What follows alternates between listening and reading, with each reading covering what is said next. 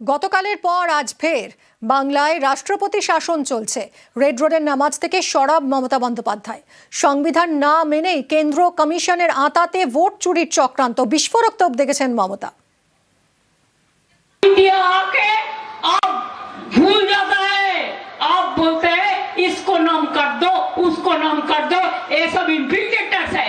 मैं तो कहेंगे आप सबसे बड़ा इन्फिल्ट्रेटर्स है, आपका सरकार है और आप जबरदस्ती हमारा सरकार को कंट्रोल किया है, प्रेसिडेंट रूल चल रहा है, तब भी हम डरेंगे नहीं। जो डरते हैं वो मरते हैं, जो लड़ते हैं वो जिंदगी में कामयाब होता है। सबको भेज दिया, सबको भेज दिया और कहता मकान भी छोड़ दो, सब मकान में बीजेपी का लीडर लोग रहेगा। चोर डाकत गुंडा का पार्टी है, गद्दार का पार्टी है। আজ রেড রোডের অনুষ্ঠানে অংশ নেন মমতা বন্দ্যোপাধ্যায়। বাংলার ঈদে সরগরম ভোট বার্তা। রেড রোডের নামাজ থেকে বিজেপিকে অল আউট আক্রমণ মুখ্যমন্ত্রী। ঈদের শুভেচ্ছা দিয়েই বিজেপিকে চোর ডাকাত গুন্ডার পার্টি বলে তোপ মমতা। आपको दुआ दे, आपका शुभकामना दे, आपका परिवार अच्छा से रहे, हिंदुस्तान अच्छा से रहे, बंगाल अच्छा से रहे और जो बंगाल को टारगेट करे वो जहन्नम में जाए। खुद ही को कर बुलंद इतना, खुद ही को कर बुलंद इतना, हर तकदीर से पहले खुदा बंदे से खुद पूछे, बता तेरी राजा क्या है। हमारा राजा एक ही है, बीजेपी हटाओ, देश बचाओ।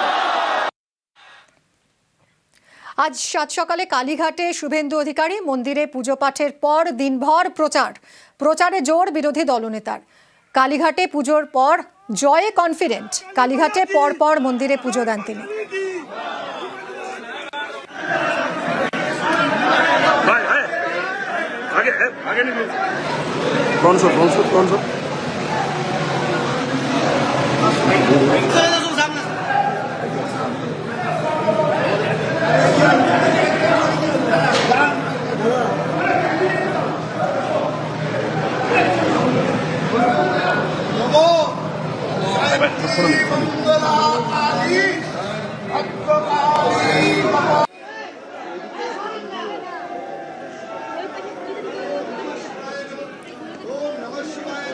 সকালে আজ কালীঘাট মন্দিরে পুজো দেন শুভেন্দু অধিকারী।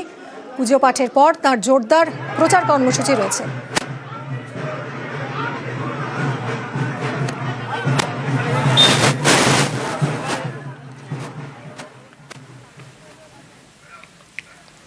শুক্রবার নতুন ভোটার তালিকা প্রকাশ হওয়ার কথা ছিল, কিন্তু তা হয়নি। এই তালিকায় নাম বাদ যেতে পারে প্রায় 8 লক্ষের। এসআইআরের যে লিস্ট আজকে বেরোনোর কথা ছিল সেটা আজও বেরোয়নি। এই করে করে দিনগুলো নষ্ট হচ্ছে। 22 লক্ষ 60 লক্ষের মধ্যে করা হয়েছে, তার মধ্যে 10 লক্ষ বাদ দেওয়া হয়েছে এবং বেশিরভাগ বাদ গেছে মুর্শিদাবাদ, মালদা এবং উত্তর দিনাজপুর থেকে, পার্টিকুলার একটা কমিউনিটিকে টার্গেট করে।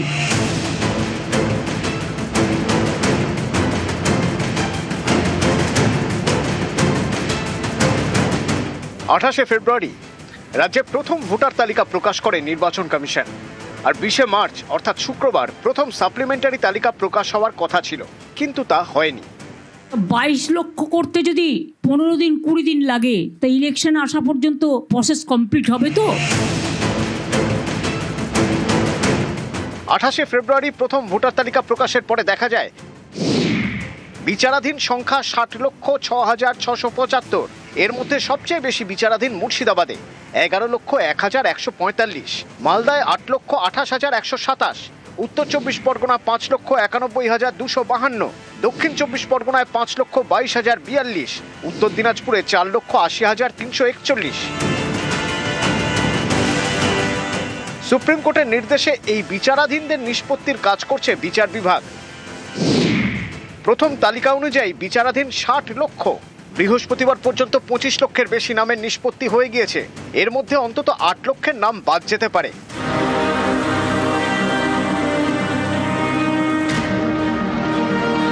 কিন্তু তালিকা প্রকাশ না হওয়ায় অনেকেই খুশির ঈদ পালন করতে পারলেন। এসআইআরের যে লিস্ট আজকে বেরোনোর কথা ছিল সেটা আজও বেরোয়নি। এই করে করে দিনগুলো নষ্ট হচ্ছে। 22,60,00,000-এর মধ্যে করা হয়েছে, তার মধ্যে 10 লক্ষ বাদ দেওয়া হয়েছে এবং বেশিরভাগ বাদ গেছে মুর্শিদাবাদ, মালদা এবং উত্তর দিনাজপুর থেকে, পার্টিকুলার একটা কমিউনিটিকে টার্গেট করে।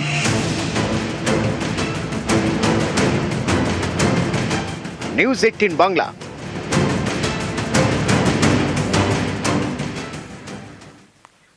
সোমবার নতুন ভোটার তালিকা বেরোবে। পিছিয়ে গেল সাপ্লিমেন্টারি ভোটার তালিকা প্রকাশ।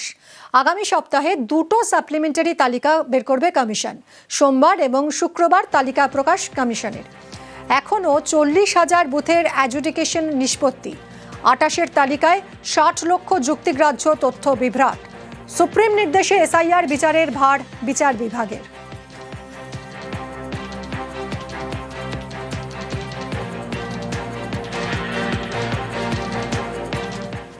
সাপ্লিমেন্টারি ভোটার লিস্ট প্রকাশের আগেই সুপ্রিম কোর্টের নির্দেশ মেনে ট্রাইব্যুনাল গঠন হয়ে গেল। জেলা ভিত্তিক 19 ট্রাইব্যুনাল গঠনের বিজ্ঞপ্তি জারি করল নির্বাচন কমিশন। নেতৃত্বে থাকবেন অবসরপ্রাপ্ত বিচারপতিরা। ভোটার লিস্ট থেকে নাম বাদ গেলে আবেদন করা যাবে এই ট্রাইব্যুনালে। এসআইআর নিয়ে মমতা বন্দ্যোপাধ্যায়ের করা মামলাতেই এই ট্রাইব্যুনাল গঠনের নির্দেশ দিয়েছিল দেশের সর্বোচ্চ আদালত।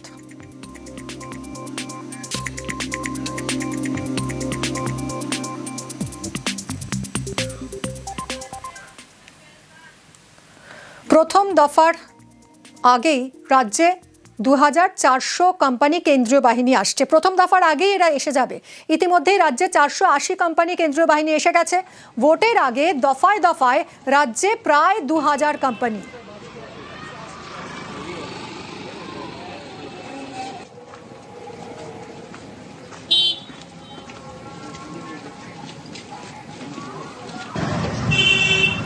একত্রিশে মার্চের মধ্যে রাজ্যে আরও 300 কোম্পানি কেন্দ্রীয় বাহিনী আসছে। 7 এবং 10 এপ্রিল দু দফায় 600 কোম্পানি বাহিনী আসছে রাজ্যে। আর 13 এপ্রিলের মধ্যে রাজ্যে আসবে 277 কোম্পানি বাহিনী। 18 এপ্রিল ভোট পাহারায় আরও 743 কোম্পানি বাহিনী।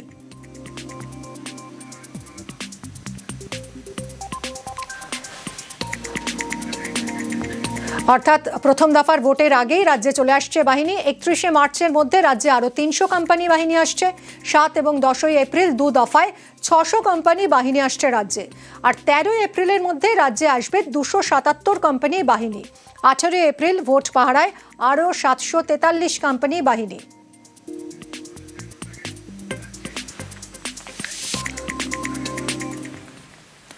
গতকাল তৃণমূলের ইশতেহার প্রকাশ হলো, আর তার আগে বিস্ফোরক মমতা বন্দ্যোপাধ্যায়। এখানে তো অঘোষিত না, ঘোষিত প্রেসিডেন্ট রুল করে দিয়েছে। লজ্জা লজ্জা লজ্জা। প্রেসিডেন্ট রুল করে মোদিজিকে ইলেকশন করতে হচ্ছে। বাংলার মানুষকে এত ভয়। ওরা বাংলা রাজ্যটাকেই তুলে দিতে চায় এবং আগামী দিন আপনারা দেখেছেন আমরা প্রতিবাদ করেছিলাম, প্ল্যান আছে উত্তরবঙ্গটা টোটাল বাদ দিয়ে বিহারের কিছু অংশ নিয়ে আবার আরেকটা নতুন রাজ্য তৈরি করা। এপ্রিলে দু দফায় পশ্চিমবঙ্গে ভোট। শুক্রবার নির্বাচনী ইস্তেহার প্রকাশ করলেন তৃণমূল নেত্রী। তার আগে মমতা বন্দ্যোপাধ্যায়ের সুর সপ্তমে নিশানা করলেন বিজেপি ও কেন্দ্রীয় সরকারকে। এখানে তো অঘোষিত না, ঘোষিত প্রেসিডেন্ট রুল করে দিয়েছে। লজ্জা লজ্জা লজ্জা। প্রেসিডেন্ট রুল করে মোদিজিকে ইলেকশন করতে হচ্ছে। বাংলার মানুষকে এত ভয়। বাংলা ওদের অনেক দিনের টার্গেট, কারণ ওরা চায় না বাংলার রাজ্যটা থাক, বাংলার অস্মিতা থাক, বাংলার ইতিহাস থাক, বাংলার ভাষা থাক। This government of India targeted Bengal because they are very jealous. সংবিধান কিছু নেই এদেশে, কোনো আইন বলে কিছু নেই। টোটাল লাইনটাকে মোদী সরকার বেলাইন করে দিয়েছে। মানুষ কার কাছে গিয়ে বিচার পাবে? বিচারের সব জায়গাগুলোকেই তো কিনে নিয়েছে, হয় জুজুর ভয় নয় লোভ। কাজেই মোদির হাত থেকে দেশ উদ্ধার করা আমাদের প্রথম প্রায়োরিটি। পশ্চিমবঙ্গের পাশেই বিহার। তৃণমূল নেত্রীর অভিযোগ, উত্তরবঙ্গ আর বিহারের কয়েকটি জেলা নিয়ে আলাদা রাজ্য তৈরির ছক কষছে বিজেপি। প্রত্যেকবার ইলেকশনে অবশ্য আমরা নির্বাচন কমিশনের বা বিজেপি সরকার যেদিন থেকে ক্ষমতা এসছে তার চক্রান্ত আমরা অনেক লক্ষ্য করেছি। কিন্তু এবারের চক্রান্ত সমস্ত চক্রান্তকে ছাড়িয়ে গেছে।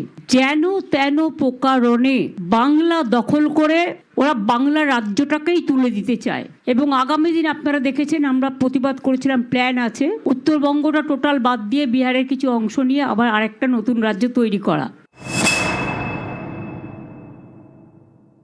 নির্বাচন কমিশন হয়তো পরে বলবে, আমরা যেটা শুনেছি এই ভোটের পরে আবার ডিলিমিটেশন করবে। ডিলিমিটেশন মানে হচ্ছে আগামীবার মোদী সরকার জিতবে না, ক্ষমতায় আসবে না, কারণ মানুষ ওনাদের দেশের মানুষ পছন্দ করছে না, বাংলা তো নয়।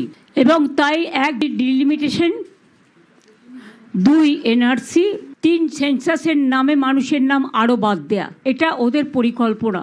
দেশের মানুষকে সর্বহারা করে দেওয়ার ও এক গভীর চক্রান্ত মোদী সরকার করছে। নিউজ 18 বাংলা। নির্বাচিত সরকার ফেলার কোনো ইচ্ছে বিজেপির নেই, মন্তব্য বিজেপির রাজ্য সভাপতি শ্রমিক ভট্টাচার্যের। নির্বাচিত একটা সরকারকে 356 দ্বারা জারি করে আমরা ফেলে দেব, এ ধরনের কোনো ইচ্ছা আমাদের নেই। পশ্চিমবঙ্গের মুখ্যমন্ত্রী মমতা বন্দ্যোপাধ্যায় এবং তার দল তো পশ্চিমবঙ্গকে প্রায় একটা পৃথক রাষ্ট্র বানিয়ে ফেলেছে। তারা যেভাবে সংবিধানকে আক্রমণ করছেন, রাষ্ট্রপতিকে আক্রমণ করছেন, রাজ্যপালকে আক্রমণ করছেন, যুক্তরাষ্ট্রীয় কাঠামোকে আক্রমণ করছেন, জাতীয় ইস্যুতে তাদের যা স্ট্যান্ড পয়েন্ট, পাকিস্তানের সংবাদপত্রের প্রথম পাতায় ছাপা হচ্ছে। তো তাদের কাউন্টার করার জন্য করছে নির্বাচন কমিশন, তারও বদল করা দরকার।